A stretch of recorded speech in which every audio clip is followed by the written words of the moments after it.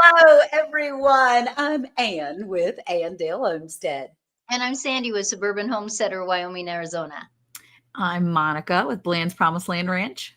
Good evening, everyone. I am Cayce over at Ormsby Farms. And y'all, we are going to be chit-chatting a little bit about our previous episode tonight. It was a different topic than we usually talk about on our podcast, but I think it was a very informative and good topic to talk about. But before we get into talking about hardship on the homestead, Miss Ann, do you mind saying hello to everybody? I would love to do that.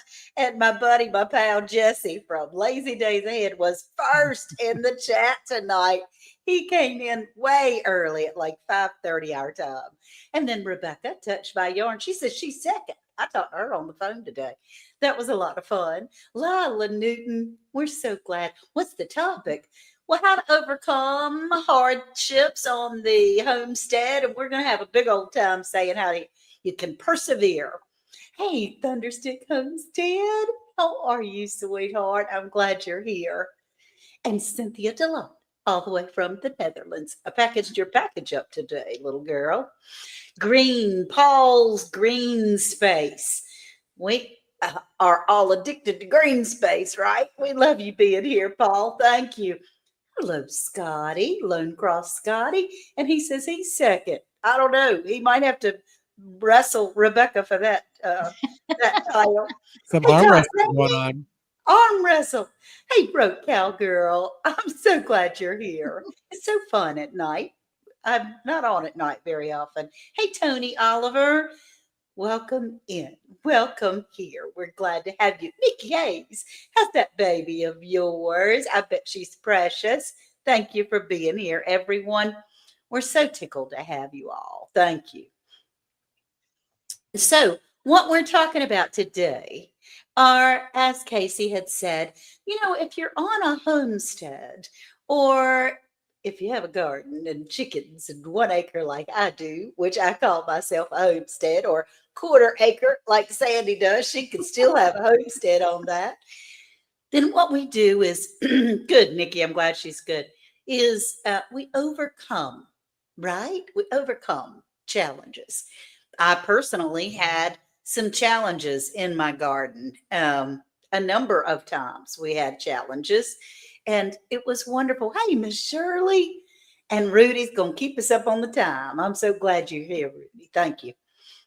But as far as hardships, I had someone tell me the other day, y'all talk about homesteading and all those things. It was just the way that we lived before. It wasn't called a name. It was called surviving. So what do you think about that, Monica? Do you think that it's just about surviving? Absolutely. I think it really is. I mean, I think I remember when we used to go visit my great grandmother when I was a kid in Ohio. And I used to be so enamored with my great aunt, who would grow all these vegetables and do all these things. And it was just the way she lived. It wasn't anything special. That's right. It wasn't being a homesteader. It's such a niche now, or whatever you want to call it. It's a thing that people do. And it really is just a way of life. It's just the way you live. And you take the highs and the lows, and it's just the ebb and flow of life. Whether you're, having a great day or a really terrible one, you're going to have them, whether you're on the homestead or whether you're just at your home. There's always a tomorrow. That's right. There is. So yeah, no, I think it really is just a way of life for so many people. And we just put a name to it now. I think that's with a lot of things nowadays, though.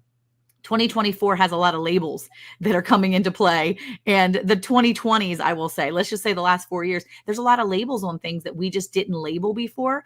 And it's not necessarily a bad thing. It's just that we didn't have a name for it. Right. It was just the way we lived. And sometimes labels are, ugh, but for the most part, it helps us to identify with other people and to build that community and camaraderie. So yeah, I mean, it's just the way it is. Right. That's right. And Sandi, you and I come very much from the same generation. And it was just survival then at the time, right? And are you saying we're old? Is that what you're trying to tell everybody in the chat? Experience where she was. More experienced is the, Experience. a seasoned, I think is what they call Season. it. We love a good seasoning. Yeah, seasoned homesteader. That's Yeah. right. Well, I think it's if you're a homesteader, you live in town, you live wherever you live, it's things will happen. That's just the facts of life. Mhm. So I think you if you have a good perspective, what can I learn in a situation? Okay. Just say we lost an animal. Now what can I learn? Was Right. there something that I could have prevented so this never happens again? So you don't have, not to say that you don't grieve when you lose an animal, because you will, you know, it will surprise you actually. But I think it's all in the perspective. It's not, life is not a secret tip that we can tell you that, okay, if you do this, nothing, you can build that wall around you and nothing's going to affect you. That's not life. That's right. So I think if you take wisdom from people you know, take wisdom from people from history. Look at Ireland and the potato famine. They chose eventually to only have one kind of potato. It was a monoculture across the whole country. And when that blight came, it destroyed a crop for a year, and then 2 years, and then the next year it was okay, and then the year after that it was there again. Wow. So that was- what they did is they literally sent people to South America to find other potatoes. Wow. So it's just something that we learn. It's a process, and it's okay to have the hard times as well as the good times. And I think that's what you get memories, you get stronger, and a homesteader always has to be able to get stronger, or they Yeah. won't survive. Right. I think it's important too, because, when you have a season that may be down, you can learn new things in that season. Like this year, I literally had no garden. It was the first time in 10 years I didn't have a garden at all. Like no garden. I tried and it hurt so bad. My back was killing me and I just couldn't do it. And I was so mad and so discouraged. But in the grand scheme of things, I learned a new skill. I learned a lot of new skills this season. They weren't in particularly into the gardening realm, but they were in canning and other things that were still making my home a home and a better place for my kids. And so I grew in other areas knowing that I wasn't able to do the one thing that I really wanted to do, but that's just the season that I was in that was for other things. So I was able to build skills in that. And I think it's really about your perspective. Like you said, if you're one thing fails here, then jump on another thing and maybe you can learn something in that season. Right. Yeah. That's I think What about you, Cayce? Cayce had the hardship with lettuce years ago. Well, I'm still having failure on lettuce. I mean, that's one of those Irish potato kind of things year after year. But I think it's not even, I think we talked about it on the podcast, it's not even a loss of an animal or a loss of a person. It could be loss of a crop that you're kind of learning. It could be loss of a job that is your revenue of finances that pay for groceries. Something always happen. It's how you respond to that issue that happened is what's going to make you a better person and a better homesteader. And I think there was a comment, if I can find it back there, that, let's see, technically we're not homesteaders because homesteaders were those that claimed land and had to raise crops to make a profit for 5 years.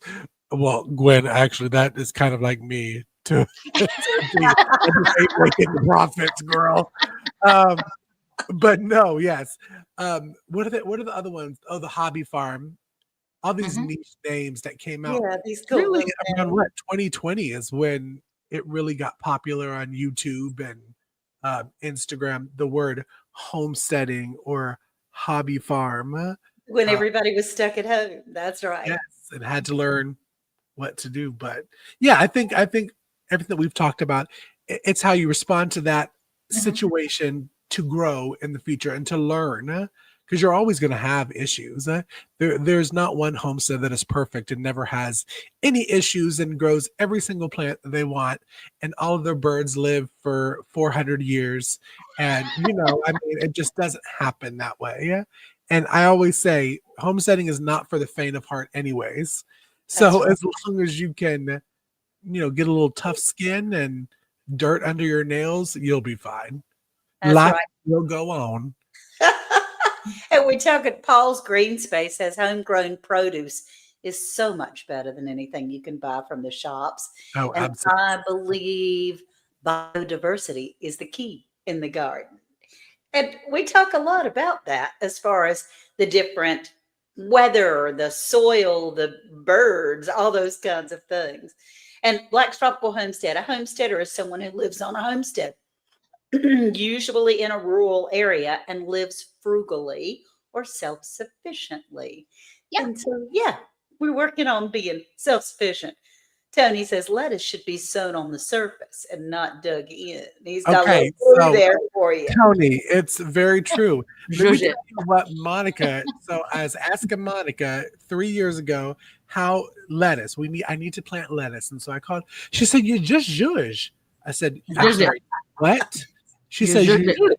"You zhuzh it at the top." So now, I mean, I do. I zhuzh, but You know my what I'm lettuce talking about, don't Sandy, right? zhuzh. Yeah. You just sprinkle it, and then you Yeah. take that little bit of dirt that's over, you just zhuzh it around a little bit. Just Yeah. zhuzh. Like maybe a little jiggle jiggle, like a little Little jiggle jiggle jiggle. jiggle. Big girls don't say jiggle jiggle. I say zhuzh. Sorry. Off topic, but no, I will say the zhuzhing. I grew some lettuce in our Vigo garden beds. All of us were graciously sent stuff from Vigo Gardens, Yep. and I finally got something in my Vigo garden bed because Monica and Ann know in the South we haven't got winter yet. We're still in late summer with our temperatures. Early So fall. lettuce grows good, so I'm like, I'm gonna zhuzh. I'm gonna jiggle and zhuzh some lettuce, and they've germinated. So we'll see how long it lasts. There we go. I like that word. I like that word. Zhuzhing. The It's literally zhuzhing. what she said. Yes. She said to zhuzh. Okay. Well, we'll have to look that up in the I'm dictionary. very technical. We're very technical around here. Okay. You You're didn't getting see me winter. sprinkling like a princess in the garden after that. Yeah. See it for you. Yeah. See it for you. Yes. Yeah. We are going to get some winter here this week. Yeah. How's I your think snow? we are too. Yeah. How's your snow, Sandy? Well, we had snow and ice last night. Oh. Most of it on the road, except for the side roads, melted today. But right now it's 25 degrees outside. Woo, woo, woo. Bless you. You can keep that. Yeah. Just No, keep yeah, that right on over there. I'm good. I'm good. I with always my- say, I say that to Monica because her husband has the same mind as me. I said, that's it. We're moving all the homesteads to West Virginia. Eric said he's out on West Virginia. He's ready to go to Montana now. And I'm like, you need to stop. Oh my goodness. He You have loved to win the Wyoming. lottery for that. Yeah, he loved Wyoming and the whole area. He's like, Wyoming is beautiful. I'm like, just stop it. Yeah. Yeah. He did. So he's not allowed to watch Sandy anymore. No. Now she would be a benefit to be there. This is true. It doesn't really matter where you live on your homestead. It doesn't matter because everyone will have different weather situations. You know, True. we have Absolutely. snow in the wintertime. We have hail in the summertime. Some places have tornadoes. Some places have hurricanes. Yeah. Every place has situations. So as a homesteader, if you can look at that and go, okay, how can I prepare so when those things happen, I'm, something goes through and it destroys my whole garden. We had if we have a hailstorm. So the next year, what did I do? I put hoops over my raised beds and my parts of my garden, and I bought this screening that you would put on a window. The hail came that year and it didn't touch my vegetables. How about that? That's awesome. So it's just, things happen. You reboot. Yep. What can I do? What can I change? How can I fix that if that's going to happen? And so you do. That's right. That's right. And we learned as well, as far as in the dead of summer here when it's, 103 degrees or something, and you have to, we all want to go out of town. Let's see why I love watching y'all. Yeah. Well, you're in West Virginia. We do love you, Troy. Yes. We do. Eric Now- wants to go to West Virginia so bad. And I'm like, okay, stop. And then every time Casey says something, I'm like, stop it. We're not doing that. No, I just researched that West Virginia is one of the only states that still gets all 4 seasons, quote unquote, like temperature wise. Because Right. listen, I watch in envy of Sandy's videos for the snow because I'm like, it's a holly jolly Christmas and I'm getting pit stains. So it doesn't make me very like festive, Mm-mm. if you know I what I think, guess what? I'm gonna be reminding you when you're out there breaking up water bowls with ice chunks in them for all your animals. I'm gonna be reminding you how much you envy and want to be in Wyoming. I'll be like, remember that, Casey?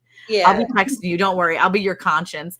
Hey, And hope I you're having appreciate fun out that. there, slicking around on ice, looking through animal stuff with all that ice chunks. Hope you're having a good day. Did you get your plane ticket to Wyoming yet? Yeah, I'll be reminding you. Don't worry.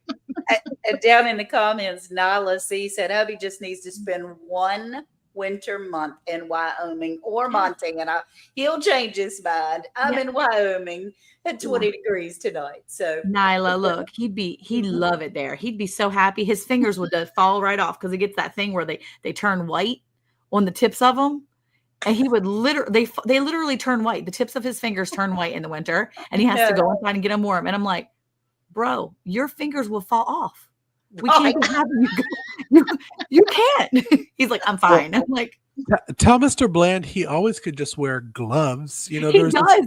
They that get you can white put your hands. under the gloves. It's scary. Really? Oh, Troy, I'm popping the bubble right there. Pop, pop, pop. hey, two doves, peas, and garden. But yeah, I'm gonna have to send him to go visit Sandy once in the winter. what we say. He'll come back with nubs. That's right. No, we don't want that to happen. We don't want that. I mean, we all have trials and tribulations. You have trials and tribulations if you're breathing. It Mhm. doesn't necessarily mean you're going to have it. But what I feel like when you're around like minded people, when bad things happen, and they do, it Mhm. helps us appreciate the good times. Absolutely. But what happens is we dissect it, or we try to take it, as Sandy said before, out of the box and Yep. try to break it down and say, what can I do differently next year? How can I do this? Where do I need to ask questions for knowledge, to seek other people's knowledge?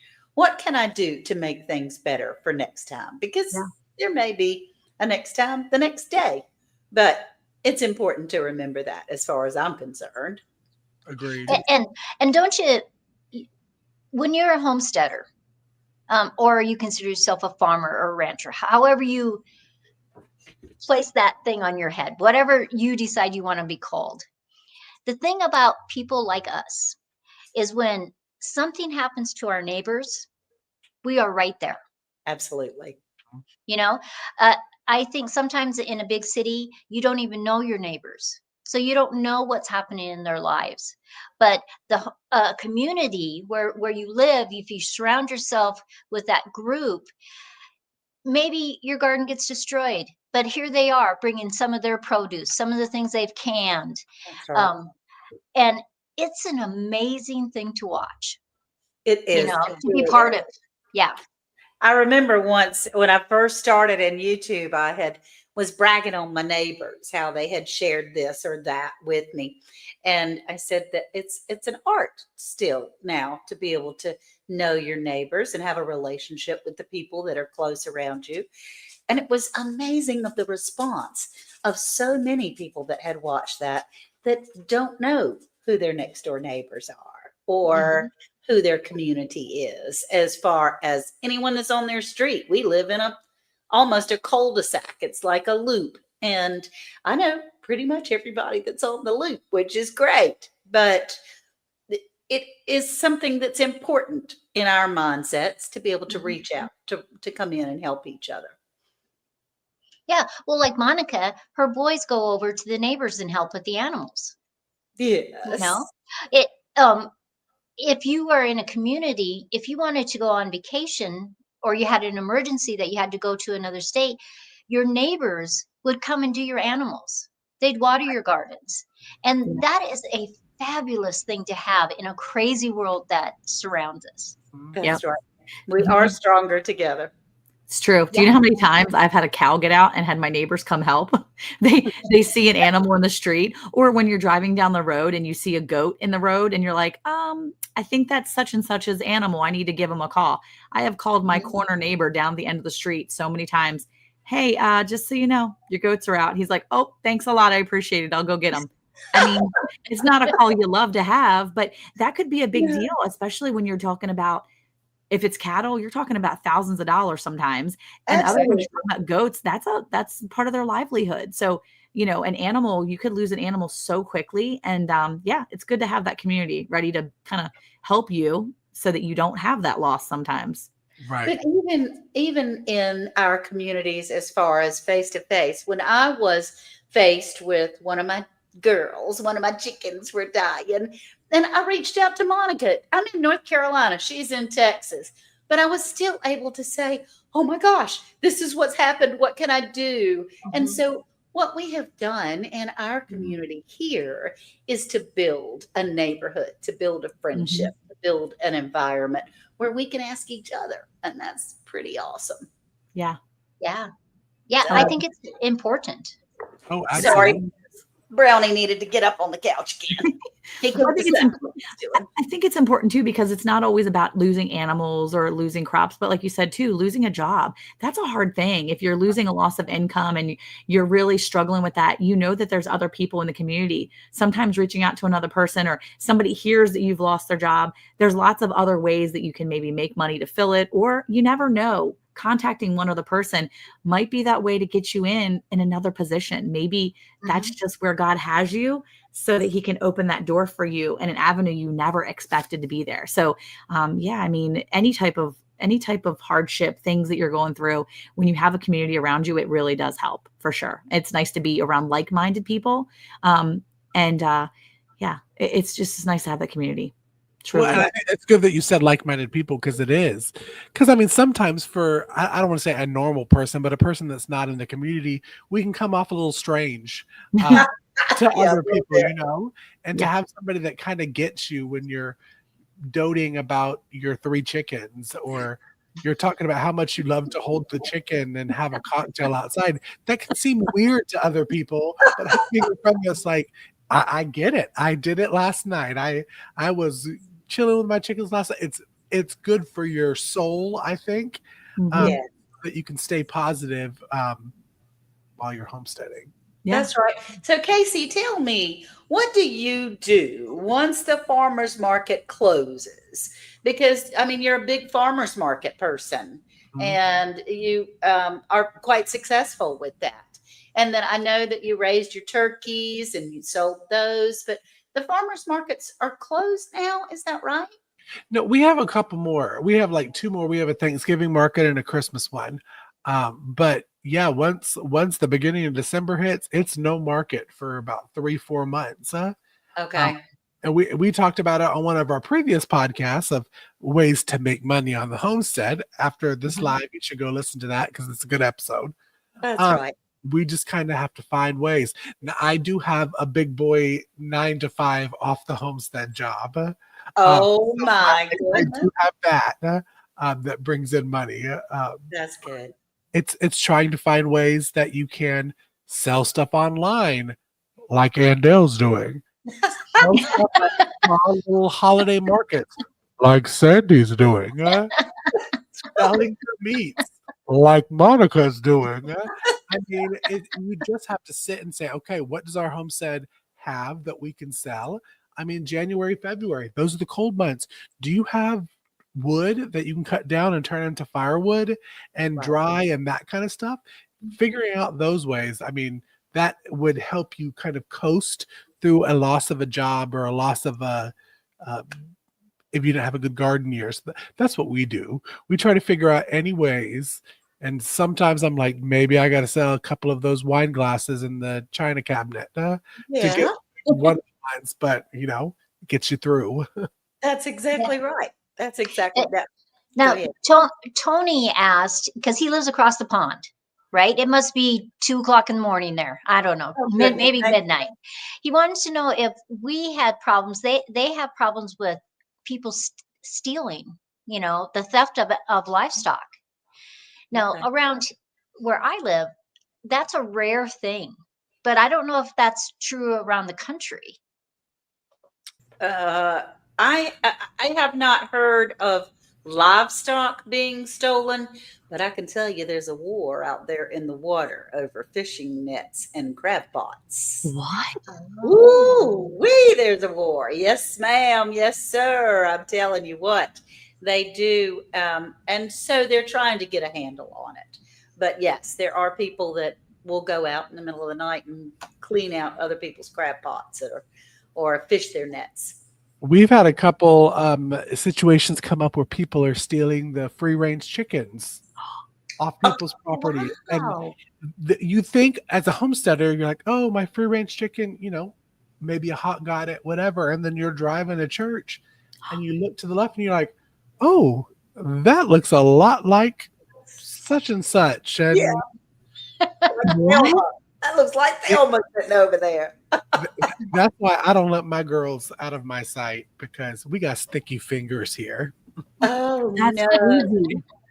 It is crazy. Well, see, I don't think it's a big deal down here. I don't know. I mean, I don't think people mess with Texans, but like I think it's a thing. You just don't. I think it's like literally in their contract. You don't mess with Texas, but that's one of the reasons why we do make sure we brand all of our cattle. And we've gotten a lot of flack for that. On one of our videos, we actually show Yeah. Eric branding them. And this was like 3 years ago. So he was still a newbie at it, but we did it. And it's a hot iron brand. It is an electric brand. He burns the fur and people get mad. They're like, you did it wrong. You did this. I'm like, look, this is the way our veterinarian told us. The veterinarian went to school. We confirmed that we're doing it the right way. They Right. all heal up. But we do that so that if something happens and they get off our property, people can't claim it, because they have left our property before, and Right. people will claim your animals. So I don't know about their thieving Yeah, them they necessarily, but if they get away, Yeah. They'll take them Yeah. in. They'll take 'em. exactly. So yeah. Down in Texas, are any of them putting those tattoos in their ears? So you can, I believe. We haven't done that, but I believe it's a thing that a lot of people are going to. But the brand is a lot harder to cut off, if you will. Mhm. I mean, it's easier to get rid of an ear than because if you find a cow and the brand is gone or whatever, plus we register the brands with the county. And so like we live in a area. So we live within counties. So we actually have our brand registered in the counties wherever our animals are. So our county brand is registered. So if someone got our animal and then went outside of it and they tried to sell it at a market, it's already registered. So they'll see that brand come up during registration. So they would have to literally take it out of state. But Okay. I don't think it's a thing here, really. Not where I'm at and what I'm dealing with. So yeah, but that's wild that other people are dealing with. Monica's basically saying you can try and come to their house. I mean, you can try. You can try. It may not end well. My cattle are bucket trained. They're super nice, but I don't think you're getting them. So Yeah, no, they're not going anywhere. They're stuck on the Blaine's promised land. That's for sure.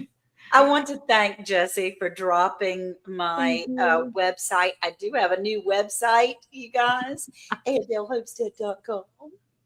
I'm so tickled. I mean, it's a work in progress. It's just a little bitty baby website, but I do have some products in there that I'm making from the homestead. As far as I don't make my own castor oil, but we do have calendula flowers that have been dried, and soaking them and cooking them, infusing them with castor oil has been a big help for me personally for my skin. So it's like a Neosporin that doesn't have all the junk in it. It's just the good part, just the good part. That's And- exciting. Yeah. Yes, so thank you for putting that in there. That's why Jesse's popping all over everybody's channel. it. And Nyla says during hunting season, ranchers lost cattle and sheep. There were signs posted that it was illegal to shoot their cattle. And it just jumped cattle or sheep. Well, yeah, it should be illegal to shoot their cattle or sheep, for goodness sake. I was about to say them fighting words. Yes, yes. So it's been about 30 minutes, you guys. Yeah. And That was fast. It It was was. very fast. It was a lot of fun. And what we really wanted to bring to you tonight, go and listen to the podcast Yeah. of homesteaders and overcoming hardships on the Mhm. homestead. It does have a lot of wonderful information in it. We do have it on Round the Hay Bale. And if you go over to Round the Hay Bale, y'all, I was unsubscribed from Round the Hay Bale. What? That tricky YouTube. I looked up and I went, wait a minute, that's great. That's dark and what in the world? That's Yeah, crazy. so please check your subscriptions for Round the Hay Bale. When we get up to 500 subscribers, we're going to have a big old giveaway, and it's going to be amazing. So, anybody else have any closing statements? Well, I think we should also mention, because I can't believe how fast November has gone by, but next week is the week of Thanksgiving, and we have pre-recorded our Yeah. podcast next week. So you won't see us live, but we hope you do tune in next Tuesday and Friday, because we had a lot of fun shooting that live. Yeah, it was. Also, tonight's episode will rerun Friday on Round the Email. So, like Ms. Ann said, head over there. Make sure you still subscribed. If you're not, give us a little subscribe. We really do appreciate it. And then you can see us Friday. If you weren't able to come in right at the beginning, you came in and caught like the last 5 minutes, come and tune back in Friday and chit chat with us. Yes, I just want to say, I know I speak for all of us when we say we thank everyone so much who comes in week Yes, after week. Yeah. And we hope that y'all have a wonderful Thanksgiving. And the reason we pre-recorded is because we would like to spend some family time with our families, and we hope you do as well. So That's right. till December, we'll see everybody in December, which is just. But we will see everyone in December on our next live, December 3rd, I think it is. 3rd, yes. Y'all say happy birthday to my son on November 28th, which is Thanksgiving Day. He's West, will be 40 years old. What? Woohoo! Happy birthday! Yes. Yes. So, Your boy. Today will be is my 20. granddaughter's birthday. She's 6. Oh, Oh, what's her name? Nisa. Happy Nisa. birthday, Nisa. happy birthday, Lisa. That's November's the birthday month. Okay, so Abigail will be 20. Her big 20, no more teenager, on the 29th. The day after your son turns 40, my girl, my only lonely girl, turns 20. Yay. Wow. That's So, a big deal. Yeah. Yeah. Tony's birthday is December 5th. Oh, I always tell him happy birthday on his birthday. Oh, that's so Very cool. sweet. Happy. Oh, we got 39 on the 22nd. Oh my gosh. Awesome. Look Look at all these November ones. That's Mike. Yeah. I'm telling you. We do. We have lots of November. Oh, that's cool. Well, thank you all so much for being here. I just had to scoot that in there. Not that he listens to his mother, but Well, he has to listen now. he's got to listen now because I'll tell him there's a surprise in there for him. We appreciate you all. Thank you so much for being here. Bye, everybody. Yeah. Bye, everyone. Bye-bye.